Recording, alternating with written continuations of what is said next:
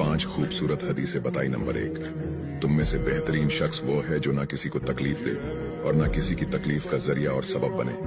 Number 2, जो शख्स दिन में 10 मरतबा सूरतुल इखलास पढ़ेगा, यानी कुल हुवल्लाहु अहद, ये पूरी सूरत पढ़ेगा, अल्लाह ताला जन्नत में उसके लिए महल बना देंगे। नंबर 3, जो शख्स हर फर्ज नमाज के बाद 1 मरतबा आयतुल कुर्सी पढ़ने का मामूल बनाएगा, तो उसके और जन्नत के दरमियान सिर्फ मौत का फासला होगा, यानी वो शख्स मरते ही सीधा जन्नत में जाएगा।